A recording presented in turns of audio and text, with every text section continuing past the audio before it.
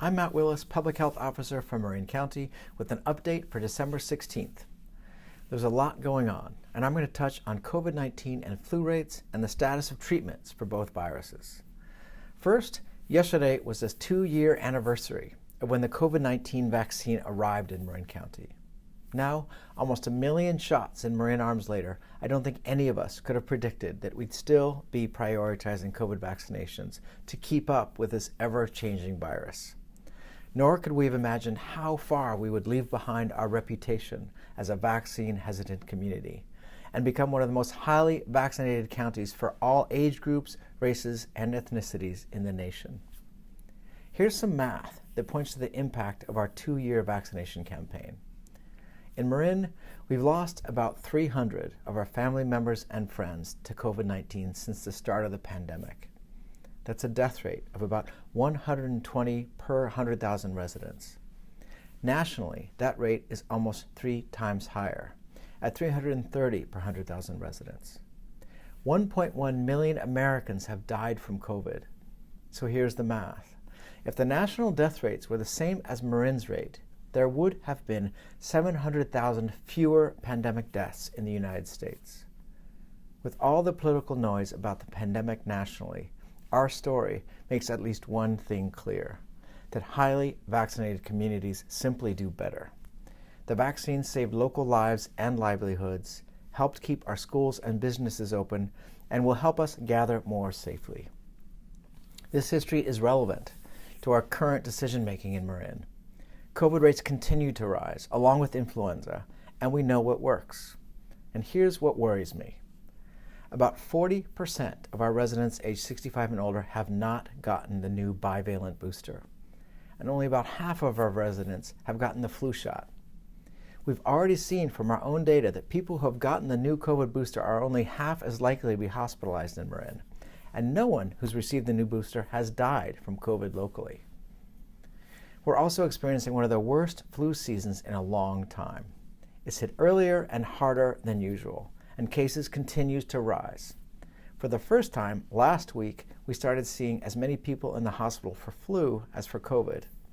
Thankfully, RSV, the third of the triple-demic, RSV rates have plateaued, and our pediatric hospital bed capacity is actually improving. Here's the latest sign that we're seeing an unexpectedly severe flu season. Tamiflu, the main oral treatment for influenza, is running short nationally and in our region.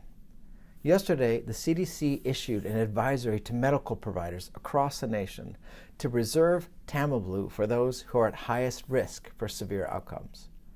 What that means is if you get the flu and are not at high risk, you may not get that prescription you might have gotten in the past, at least for now, which makes preventing flu and getting the protection of the vaccine even more important. I want to note that Paxlovid, the main treatment for COVID, remains in abundant supply.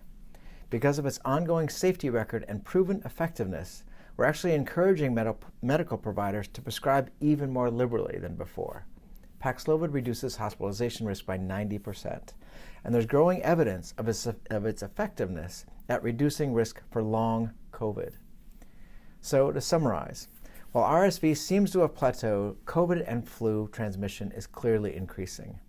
This is a concern because the next few weeks will bring more gatherings through New Year's, including work parties, concerts, worship services, and gatherings at home with family and friends.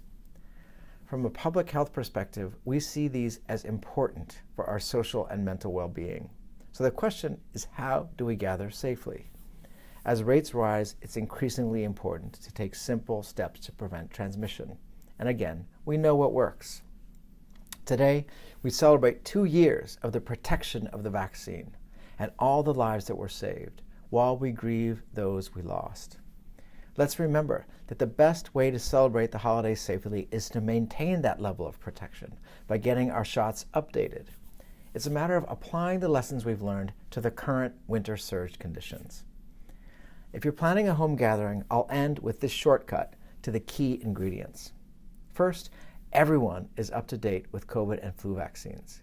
People with symptoms are staying home and it's well ventilated. And afterwards, if anyone gets symptoms, they test for COVID and get treated with Paxlovid if they qualify. These are easy steps to take. And we know the joy of being together will be especially sweet when we feel more safe and secure together. Thank you for doing your part.